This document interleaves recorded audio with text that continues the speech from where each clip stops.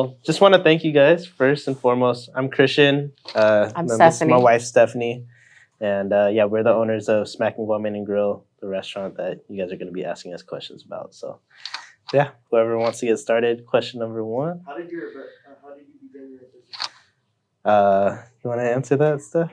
I could kind of talk about the beginnings. Is I got pregnant, so we started with me finding out that I was pregnant in March of 2018, and that began the talk of what are we gonna do, because I didn't.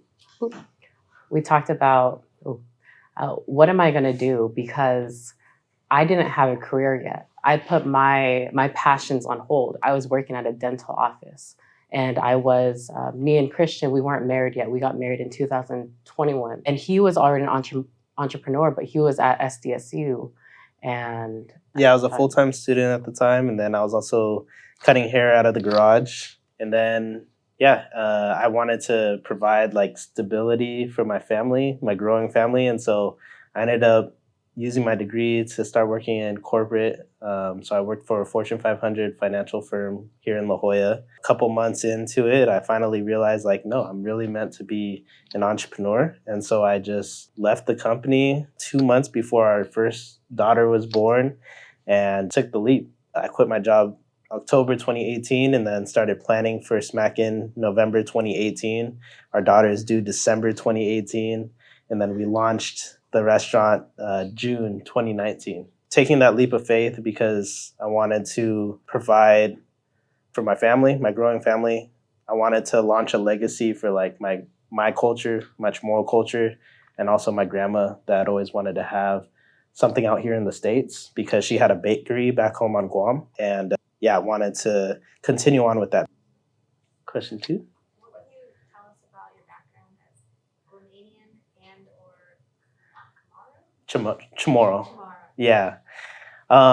Yeah, so for me, myself, I was born and raised here in San Diego, California, Mira Mesa to be exact. And my mom was born and raised on Guam. And so the difference between Guamanian and Chamorro is that Guamanians, it was during the war times that they wanted to differentiate. So Guamanians were the ones that were living on Guam, but they weren't Chamorro. Chamorros are the native people of Guam. Yeah. So you have the blood, and then you have the residents. Yeah, blood versus residents. And so for me, myself, I'm Chamorro.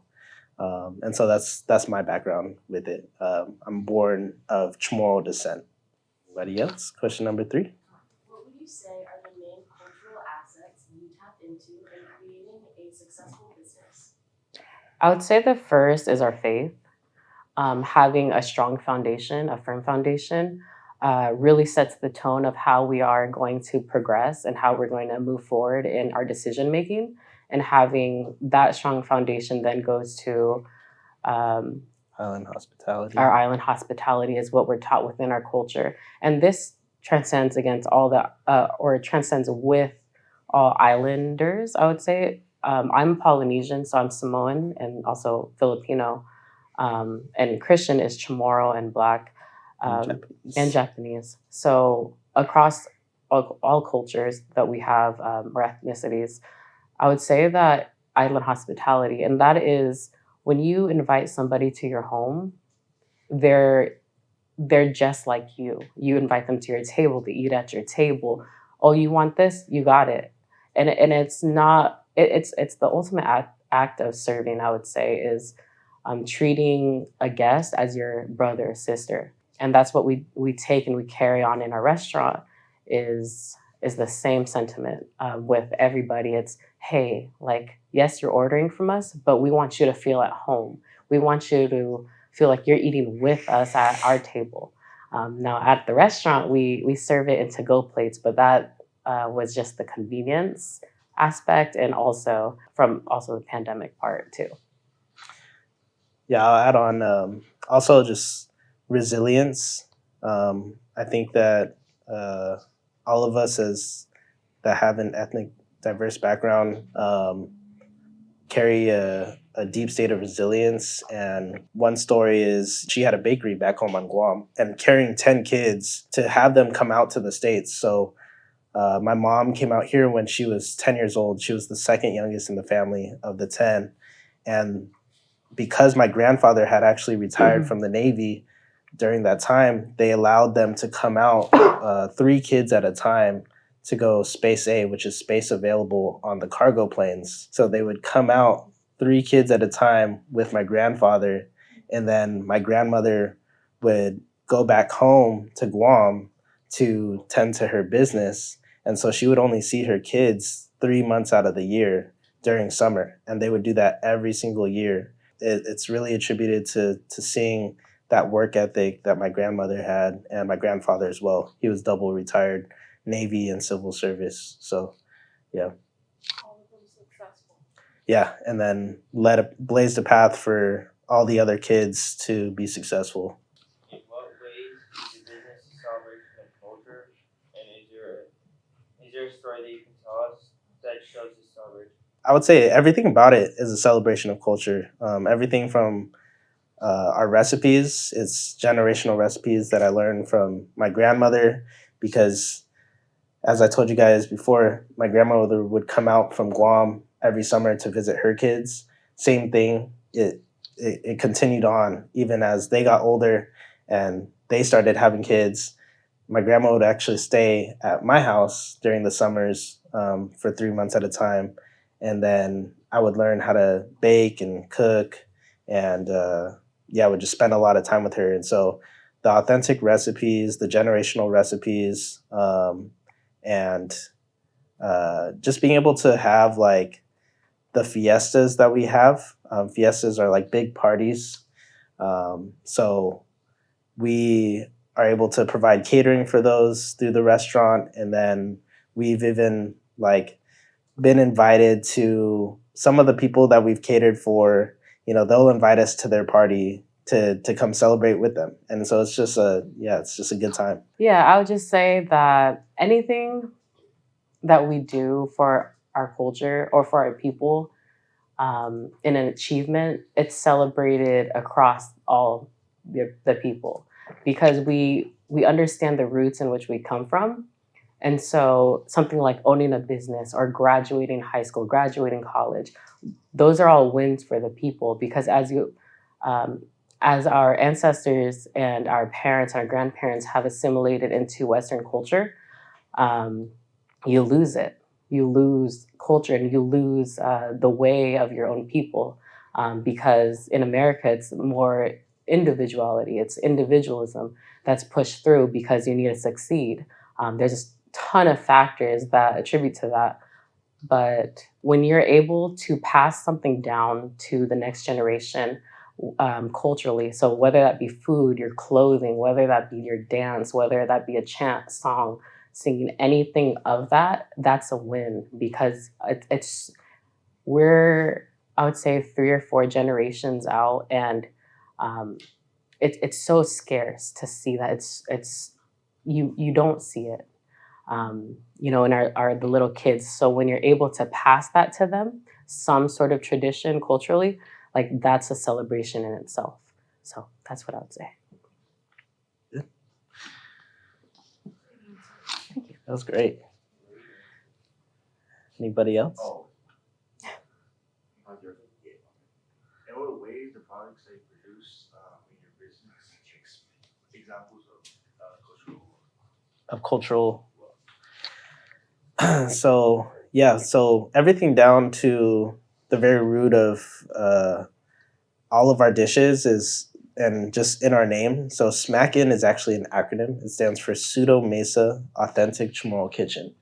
And so the A in our name, authentic, we're one of 4 restaurants here, Chamorro restaurants here in San Diego.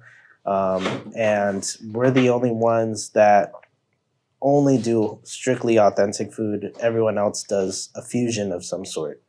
And so very down to the root of every food that we use all authentic ingredients that my grandmother used to cook with in her kitchen. So basically, when you come to eat our food, it's like you're eating at a backyard barbecue every single time. So things like our lemon powder or our achoti, which is the annatto seed. We use all. Anything else? I would say also part of cultural wealth is just, I guess this ties into the previous question, but as far as it just being a win, but also just every interaction that we get to have is, we get to share that. We get to share that with everybody. And I think that's just wealth in itself. So, yeah. Is there a story you could tell us about challenges or sacrifices, events you've had in your business? What has it taken to be successful in your business? Challenges in the business, it's challenging. It is the hardest thing you'll ever have to do because even when you don't want to, your business hours say open, you open. Because when you start a business, you don't do it halfway. You put everything into it. So we invested everything into it. And again, when we started, we had a 6-month-old at that time, and we sacrificed sleep, we sacrificed health, we sacrificed time with our child just to get that up and running. You sacrifice parts of your relationship and marriage just to keep that running, to keep it going. And then even after you establish it, then there's the maintenance part where you're out enjoying a party and all of a sudden there's a sudden leak, right? And now you have to go over there and you have to handle that because it's all on you. You don't just go home after a long day at the shop and somebody else takes care of it. No, because that's your business. That's your baby. So I treat Smackin' just like my own child, right? I love it just the same. Because this is something that we grew alongside our own daughter. And so the challenge is to care for it. You have to nurture your business. You have to nurture the bones of the business, I would say.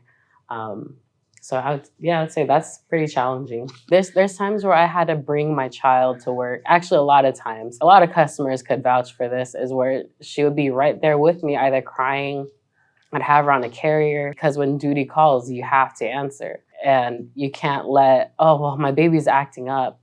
You can't let that stop you from going like, oh, she's having a tantrum. Like, no, you have to bring that tantrum to the business because your business is what's keeping you going. A lot of people, they see like the results, they see what's good happening on the outside. We have a lot of articles about the restaurant, and a lot of PR and things like that. But, people don't realize the 16-hour, 20-hour days that you have to put in to tend to your business when you're first starting out. We are grateful to not really have to be in the restaurant today. We pretty much took like a 95% exit from our business about a little over a year ago, and started placing managers and started delegating out tasks. But for 4 years, we had to continue to play both sides of the fence of one of us going into the restaurant, the other one taking care of the kids, and then, vice versa. So it's seeing those 16 and 20-hour days, being there till 3 a.m. to write on the chalkboard, to update the menu,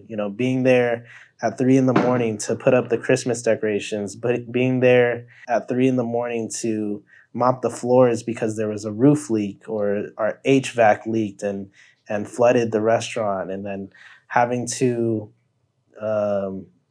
unclog drains. So we have to become a plumber now. We have to, it's not just being a restaurant owner. You wear a ton of hats. We're the accountant, we're the HR, we're the finance team, we're the marketing team, we're the maintenance team. And so I would say all of those things are what makes your business successful, because you only get out of it what you put into it. I would also say through the pandemic, we had to learn that like one of the greatest abilities that we have is the ability to adapt. And so for us, we had to be able to adapt to the circumstance. And so that's when we ended up launching a music video. So I've always had like a sound engineering background. Been doing sound engineering since 14 when I was fresh in church and stuff. And then I used those skills to kind of bring that to a different level of marketing and launched a music video during the pandemic.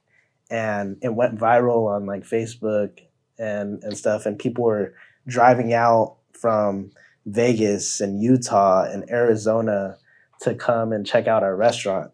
And so I would say try to find something that makes you different and provides just a unique value added to somebody. You got to use what you have. Use what you right have. in front of you. Yes, use all the Mhm. gifts that you have. Yeah, use all the gifts that you have. Do you have any advice you'd like to offer students? I would say, like, for me, the most important thing is use your gifts. Anything that is difficult for somebody else, that comes easy for you, use that and offer that out to the world and to serve others through that and provide value to them. If you can do those things, then you're going to be successful. But you have to get started. Like, you can't sit on your gifts and sit on your hands. You have to be able to just get going. And so, you can't make an offer if you don't actually go out and start doing something about it. And it's faith and resilience. Continue to have faith that it's going to work out and be resilient through the process. It takes time. Like, Rome wasn't built in a day, right? We all know that saying. It takes time. And I think a lot of times, especially in your guys' generation, people lean towards immediate gratification because of like social media, and people are getting like rich and famous off of TikTok and YouTube and Instagram, which is all great, but you got to put in the work. Like, people don't see that it took some time to build those 1 million subscribers or to build those 1 million followers and to start monetizing off of it. I know a lot of YouTuber friends that I graduated high school with that are doing really well. FaZe Rug and Brawadis, if you guys know who those are. I watch it, Yeah. And so Yeah, so I graduated with with same Brawadis. class. Yeah, we both graduated with Brawadis. Mm. That's so cool, dude. Yeah. And so, people don't realize how much work they actually had to do to get there. Yeah, people don't see that it took 10 years to get there. You just have to get started. Offer your gift out into the world and serve others through it. And just look to provide value to somebody else above your own needs. That was great. Oh, Selflessness yeah, instead of selfishness. Right. I thought that was great. That was amazing. Anybody else? How's your religion, or if you have a religion, how's it played a role into your business? For us, we have a firm foundation in our Christian faith. Everything that we do, the Bible talks about everything you do flows from the heart. And above all else, guard your heart, for everything you do flows from it. Proverbs 4:23. And so, like, through scripture, you're gonna see a lot of biblical principles that point you to how to be successful in all areas of life. So for us, like, where I say serve others before yourself comes from Philippians 2, where it's seek the interests of others before yourself and present yourself humble before others. And so, everything that we do, I'm an acronym person. Obviously, SMACKIN is an acronym, Pseudo Mesa Authentic Chamorro Kitchen. But I also use like faith as an acronym. It's the first affirmation in the heart. And so because everything you do flows from it, I have to put God at the center of everything that I do. And if I'm leaning into God, I know that He's going to provide a way, regardless of the circumstance. Does it bring happiness to your family to bring to your restaurant or something? Oh yeah.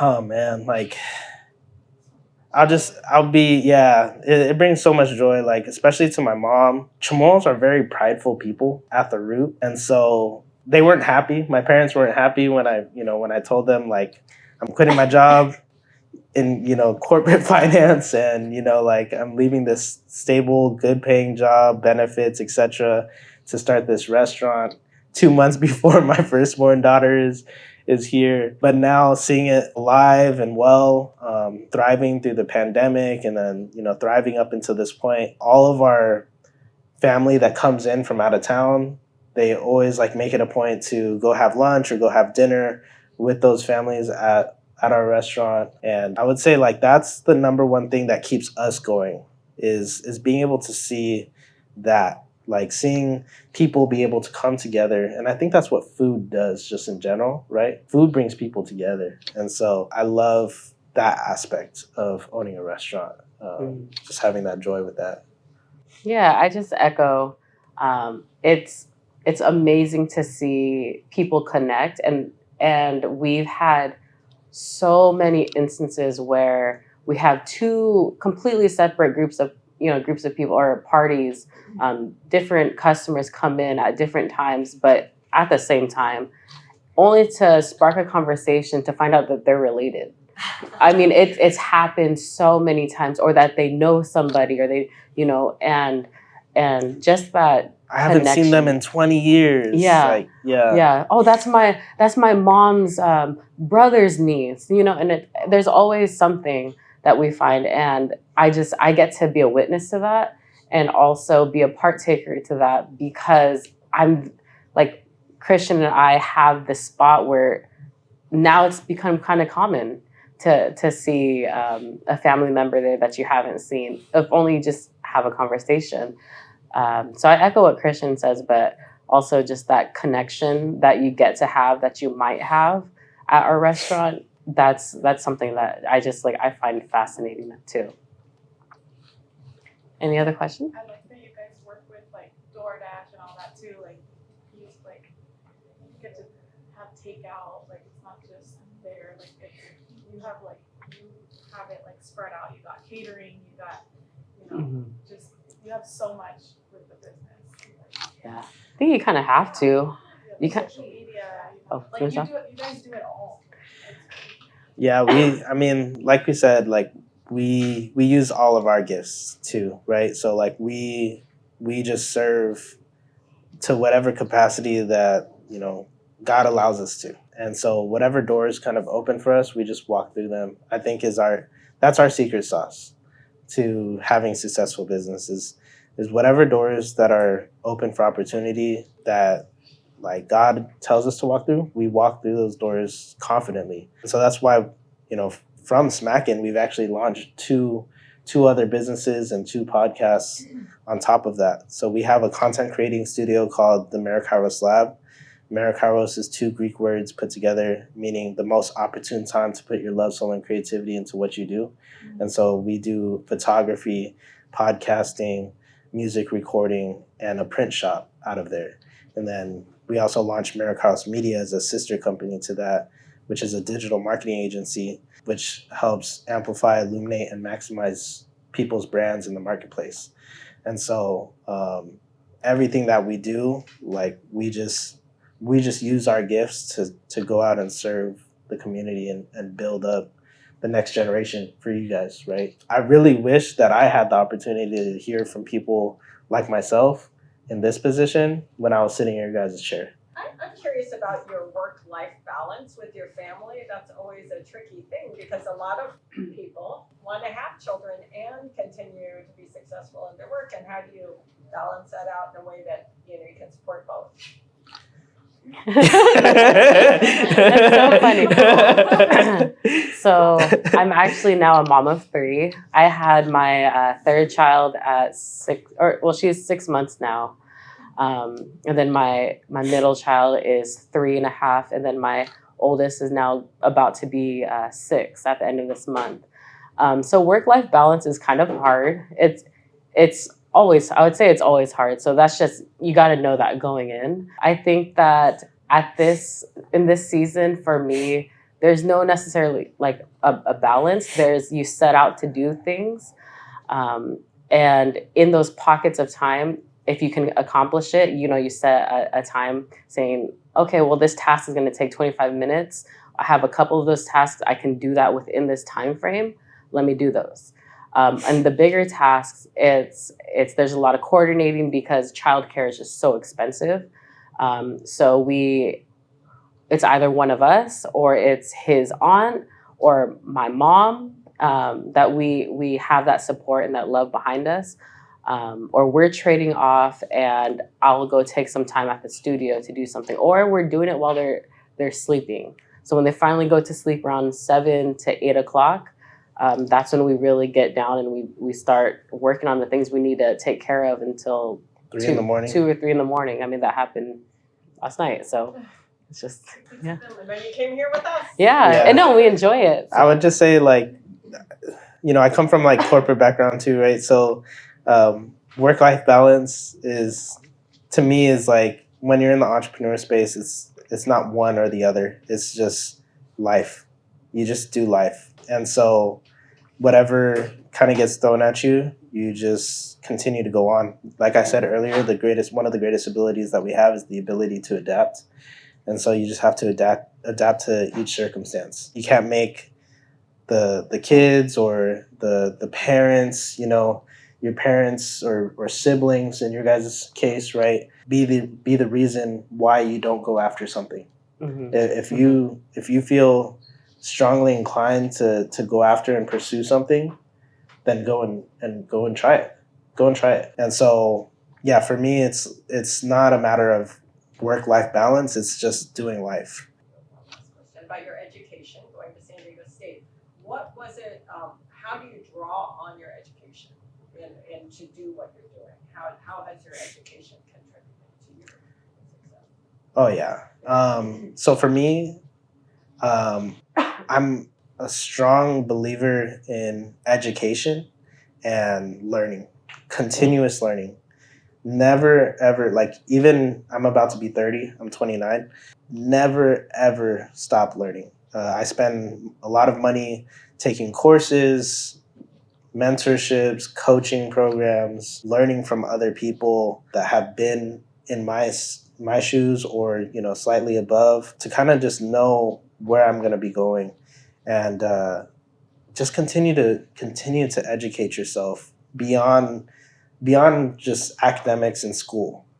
So you guys have access to Reddit, you guys have access to YouTube, you guys have access to ChatGPT and all of these programs available to you that we definitely didn't have back in our day when we were in your guys' shoes. And so continue to educate yourself. For me, when I was going to San Diego State, I was lost in the sauce because it's not really programmed for entrepreneurs. For me, like, I was doing entrepreneurship myself. I had a vape business that I sold e-juice for since I was 16, 17 years old. And I could have manufactured that and could have went big with that, but I needed to be in school. And I didn't want to take that leap at the time because I needed to be in school. I was cutting hair, I was DJing. I had all of these side gigs that I was, really excelling in that I could have taken to the next level, but fear got in the way and parents got in the way and pressures got in the way. And I myself just got in the way of myself ultimately. And so as far as school goes, I had economics, rhetoric, and computer science background. So I did what's called interdisciplinary studies when I was at San Diego State. And so I got to combine like 3 majors into one. And so, like I said, I did economics, computer science, and rhetoric and writing. I would say that nowadays, the only one that I'm really utilizing is the economics and the rhetoric and writing, because I do a lot of copywriting for our businesses, for like Instagram captions, email marketing, etc. And just, yeah. And then economics, just taking an overview and also understanding what's kind of happening in our economy to make better decisions for our businesses, but definitely not computer science. I'm not doing any coding anymore. Not doing any coding anymore. But yeah, education. Continue to learn.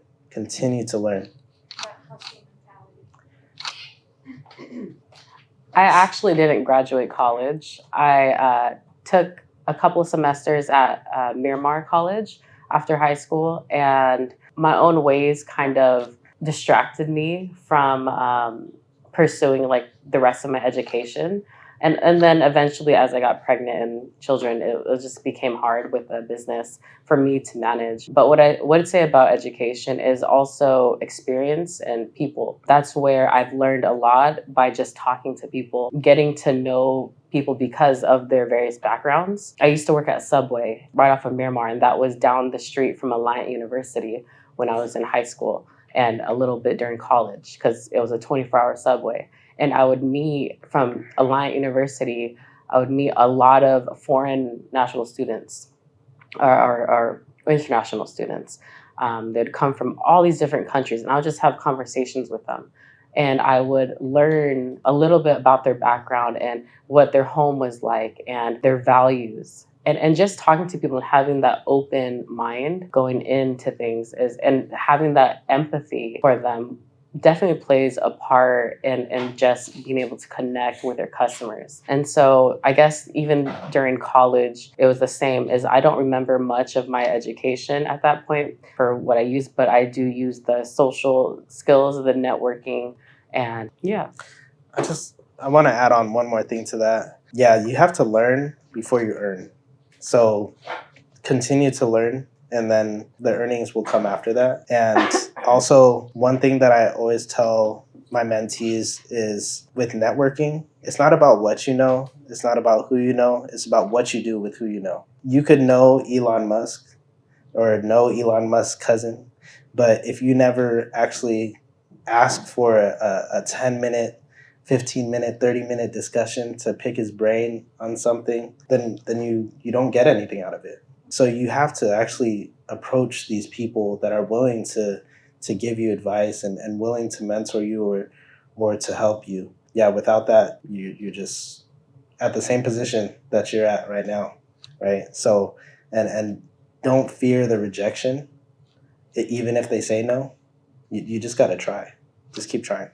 Thank you so much. This is really so positive and valuable for us. And, Thank you for I having cannot us. believe what you guys have done. I just think it's, Thank you for having us. Yeah. Thank you for having us, guys. Thank you.